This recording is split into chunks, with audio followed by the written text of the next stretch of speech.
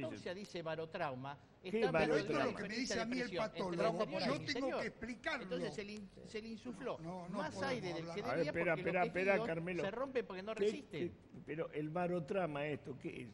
El barotrauma es el daño que se le produce a los tejidos cuando hay diferencia de presión gaseosa. Bien, perfecto. Es decir, el gas se comprime, porque si no, no habría estufa, no había esas cosas como para poder utilizarse. Pero el tejido no se comprime. Cuando vos tenés esa diferencia de presión, lo primero que se produce es la ruptura de los alvéolos. Bien. Los alvéolos son estructuras muy sensibles a los cambios de presión de aire. Entonces eso después produce un neumotórax, eso después produce un enfisema y después produce el neumoperitoneum y el neumotórax. Esa es la razón.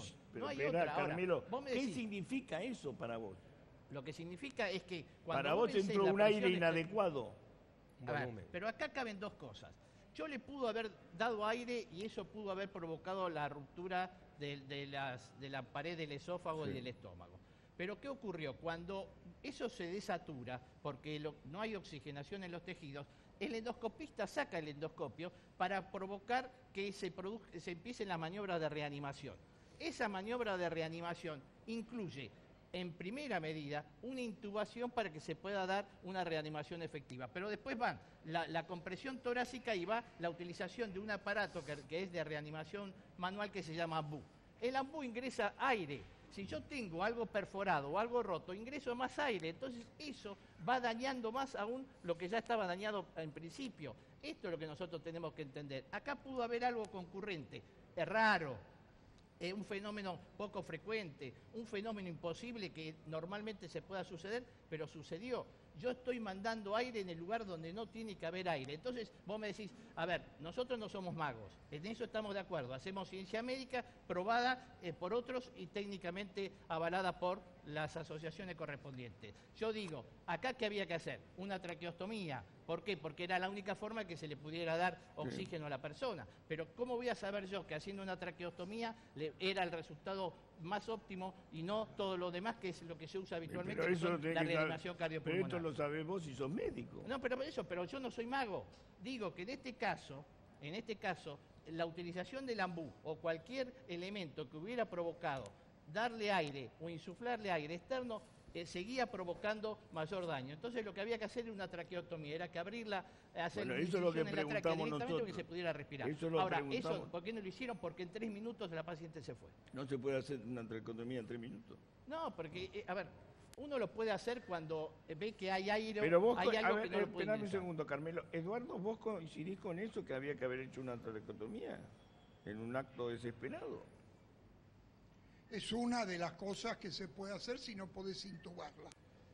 Es decir, probablemente sí. Chiche, yo quiero estar fuera de esta discusión porque estamos hablando de las consecuencias, lo que había que haber hecho después. Todo esto, yo no puedo diferir en nada. Es decir, a mí me llamás para preguntarme como endoscopista si esto es posible. Te vuelvo a repetir, todo es posible, pero hay cosas más frecuentes y cosas sumamente raras, muy poco frecuentes como es esta. Es una cosa muy, muy difícil. Yo lo del barotrauma lo puedo entender, a mí me lo dicen los médicos forenses, tengo que hacerles caso, tengo que entender que esto es así. Te tengo que tratar de explicar cuál es la causa del barotrauma, me cuesta mucho, tanto por insuflar el aire del endoscopio, que sería casi imposible, porque tendría que estar mucho tiempo. La bomba del endoscopio puede mandar unos cuantos litros, pero me parece demasiado para lo que podría hacer esto antes de que el médico deje de insuflar y retire el endoscopio. Segunda sería meterle oxígeno a presión, que sería un loco, un suicida o alguien con intento suicida, que no es así del médico este. Entonces yo no tengo una explicación, Eduardo, no estuve ahí como para ver explicación. Espera, yo lo único que te digo es lo siguiente. ¿Vos cuántos años tenés? 44 de médico, ¿sí? 44, sí, señor. Bueno, si vos tuvieras 8 o 10 años de médico, ¿sí? ¿Crees que te puede pasar algo de lo que le pasó a este endoscopista? Porque no tiene la experiencia de 44 años. Dificulto mucho. No, pero te explico, cualquier endoscopista sabe que no puede meter aire indefinidamente. cualquiera, desde que vos empezás, lo primero que le enseñamos a los residentes, y yo he formado varias decenas de residentes, es que no lo pueden hacer. No. Es decir, le estamos explicando cómo tienen que insuflar, cómo tienen que controlar, cómo tienen que informarse si está muy distendido o no. Entonces, vuelvo a insistir, lo formamos deberían tener, si se hizo o no se hizo, yo no estuve ahí, voy a insistirlo desde el principio hasta el final. Entonces, puedo aceptar cualquier elucubración de esto, puedo aceptar todo lo que dijeron los colegas, con pequeñas diferencias, pero no hay demasiado. Y todo lo que te dijo recién el último médico que habló de la recuperación es así. Y si se podía haber hecho una traqueotomía, probablemente sí. Pero es decir, si tiempo. no pudieron intubarla, probablemente habría que haberla hecho. No había tiempo, un cuadro así es cataclísmico, ¿entendés? Sí. Se muere en instantes el paciente, porque es tan violento, tan brutal, que no da tiempo casi a que los médicos hagan nada. El otro día escuché una médica que dijo, es culpa de, no es culpa de, todavía no es culpa de nadie, esperemos. Todavía. Eduardo, te agradezco como siempre. Es culpa no del endoscopista, ¿eh? Lo entendí perfecto. Por favor, Chiche, te mando un abrazo. Sí, Chichero, me decías que... Objetivamente, paciente con un estudio clínico con apoyo anestésico. No es un procedimiento quirúrgico. Sí. Por lo tanto, la paciente está sedada con alguna droga que la sede, que el más común ahora es el propofol, pero está sedado el paciente. De buen estado general, de 50 años, sin ninguna comorbilidad grave. ¿Qué hace?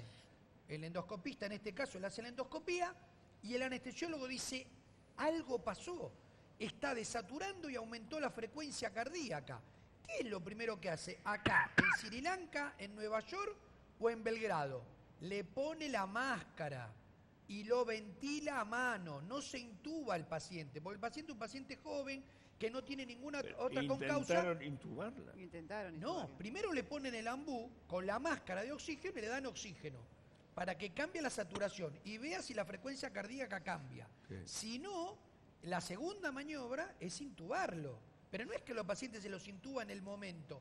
Entonces, primero le hacen... Ahora, yo te explico lo siguiente, yo entiendo lo que vos me decís, pero hay una cuestión que tiene que ver con esta salvedad que hacen ustedes respecto a cuál era el estado previo de la paciente.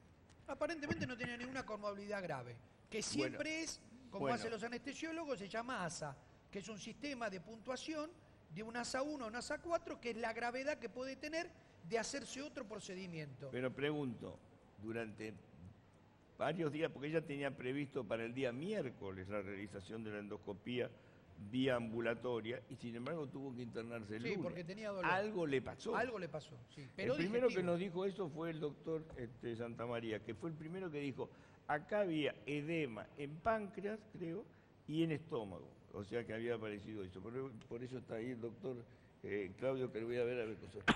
Necesito tu opinión sobre esto también, porque vos fuiste el primero que dijo que había habido una patología previa. ¿Cuál es la...? Gracias, Claudio, por venir. Bueno, ¿estás oyendo esta...? Sí, la verdad que estaba escuchando con...